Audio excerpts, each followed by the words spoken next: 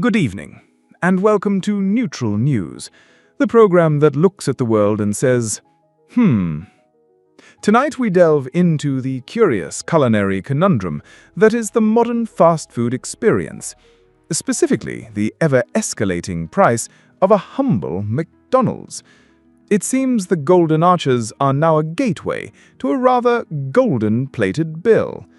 And as if the rising menu prices weren't enough to make one's wallet weep, there's the whole dizzying dance of delivery. We turn to our intrepid correspondent, Susan, who has been navigating this physical minefield with a level of dedication usually reserved for things that genuinely matter. Susan. Neil, the venerable McDonald's, once a bastion of democratic dining and a dependable option for the budget-conscious, is undergoing a rather dramatic metamorphosis. Reports from the front line of fast food consumption indicate that prices have been ascending with the speed and trajectory of a particularly well-aimed rocket. A large Coca-Cola, for instance, once a modest libation, has reportedly neared the £3 mark, having seemingly added 10 pence every other week for the past year. Frappés, too, have seen rather alarming increases, with some now approaching £5. £5 for a frappé. One wonders if it's now infused with actual gold leaf, or perhaps the tears of a unicorn. And breakfast items, Susan, the very foundation of a sensible start to the day. Indeed, Neil, the breakfast menu has seen equally perplexing shifts. The venerable McMuffin and drink combination, once a delightful £1.99, reportedly ascended to £2.99, only to then vanish from the menu entirely. A double McMuffin meal with a large Coca-Cola, once a mere £6.2, is now nudging £7. It's almost as if they are attempting to encourage one to bake their own hash browns. A daring proposition, and one fraught with potential for domestic disarray. And this relentless escalation, Susan, is it merely the inexorable march of inflation, or something more Machiavellian? While McDonald's attributes these increases to the rising cost of ingredients, beef patties, chicken breast, and no doubt the elusive experiential overhead, there is a palpable sense among consumers that the prices are, shall we say, outpacing the rate of general inflation.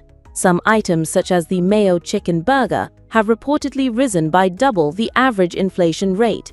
It seems the Savor menu is rapidly becoming a misnomer, evolving instead into the slightly less ruinous menu. A masterful rebranding, if somewhat disingenuous. Now, let us pivot to the additional layers of financial artistry involved when one elects for the convenience of home delivery. Specifically, the labyrinthine world of Uber Eats, Deliveroo, and their ilk. What additional physical delights await the peckish patron? The delivery platforms, Neil. A veritable masterclass in supplementary charges. Beyond the inflated menu prices already present on the apps, for instance, a McDonald's Big Mac meal costing £5.69 in-store could be £9.58 on Deliveroo.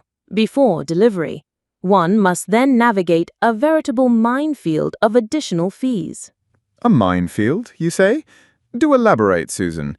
Are we speaking of mere pebbles or rather more substantial explosive devices? Rather substantial, Neil. There's the ubiquitous delivery fee, which fluctuates based on demand, location, and the availability of intrepid couriers.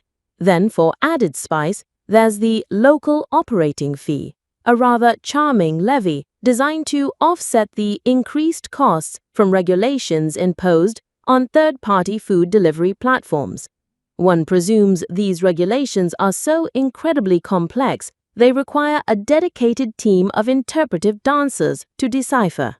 One can only imagine the choreography involved.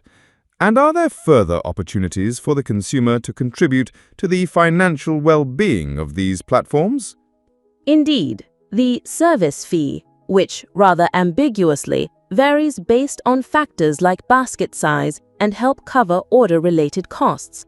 One suspects these order-related costs include the cost of their elaborate internal spreadsheet software. And of course, the small order fee applied when one's culinary desires are apparently insufficiently grand.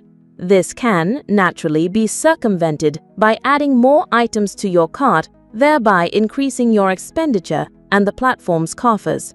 It's a psychological gambit of the highest order. They truly understand how to dilute the customer's expectations, not just with pricing, but with clever incentives to spend more. So, if I understand correctly, one is essentially penalized for not being hungry enough, or perhaps for not having enough friends to share a truly substantial order. It's almost a moral judgment disguised as a surcharge. Now, Susan, let's consider the humble beverage within this delivery matrix. We've discussed the general price hikes, but what of the contents?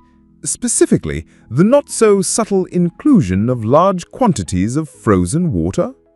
Ah yes, the perennial problem of the icy deluge, Neil. The seemingly innocuous drinks offered through these platforms, from the fizzing colas to the sugary lemonades, present a rather chilling truth upon closer inspection. While one anticipates a certain chill in a cold beverage, the sheer volume of ice often deployed suggests less a cooling agent and more a cunning displacement strategy. A displacement strategy, Susan? Are we to understand that our quest for a refreshing and increasingly expensive beverage is in fact a subtle negotiation for mere sips of the actual liquid encased in an icy edifice? We're paying premium prices for what is fundamentally frozen municipal services.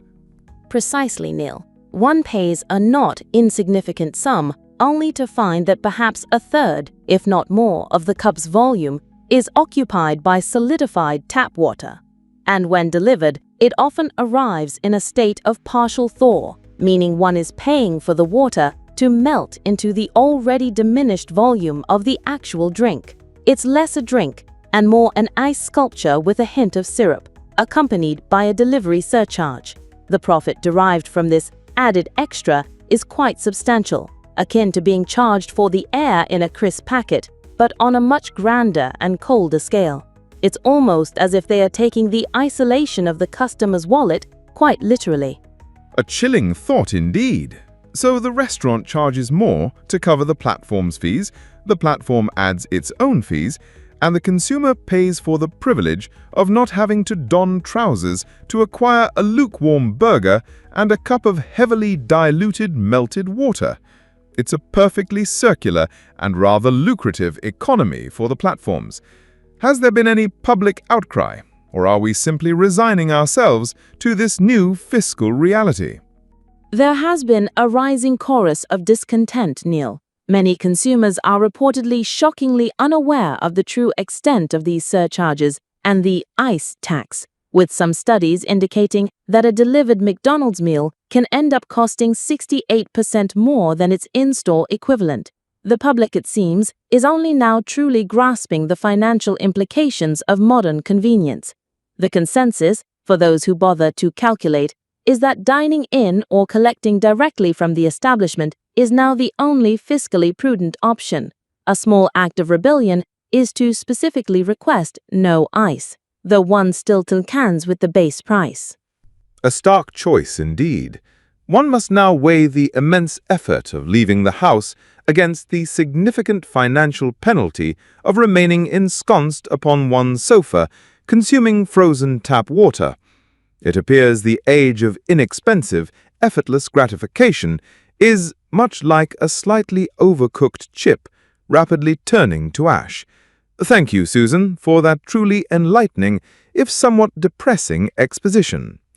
And so, as the cost of a simple burger continues its relentless ascent, aided by layers of delivery charges and cunning ice-based dilutions, we are left to ponder, at what point does fast food become simply slow luxury? Good night.